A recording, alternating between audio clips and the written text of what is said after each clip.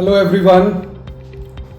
So continuing from the last session wherein we talked about the challenges in designing the back filter, particularly for the high dust load application as we encountered during the design of the flue gas cleaning system for the MSW or RDF-fired boilers.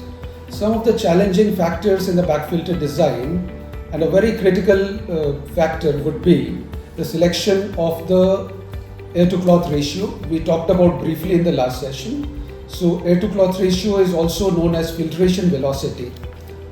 The air to cloth ratio has to be optimum because the high dust load results in a very high pressure drop and it has to be low. The next important factor in designing the back filter would be the selection of the can velocity. Now what is can velocity? Can velocity is the velocity at which the gas moves upward towards and in between the bags. If the can velocity is too high, then there is a problem of dislodging the dust into the hopper. Even after the pulsing has taken place, the dust doesn't fall into the hopper and it is entrained within the bags, outside surface of the bags itself.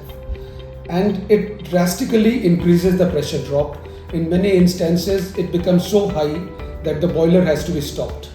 So the can velocity has to be selected in such a way so that the dust falls down properly into the hoppers during the pulsing cycle. Another very important factor in the design of the back filter would be the selection of the bag material, because in the MSW-fired boilers and the RDF-fired boilers, there are many critical factors. One of them is temperature, another one is the moisture content, and the main important one is the acidic content in the gas. So the bag has to be resistant to the acid content.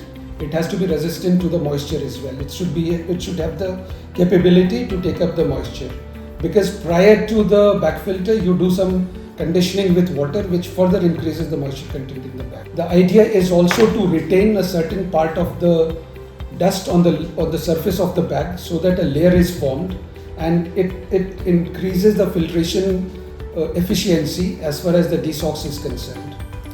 So friends, these are some of the important factors which should be considered while designing the back filter. I hope it made a lot of sense. Thank you so much. See you next time. Thank you.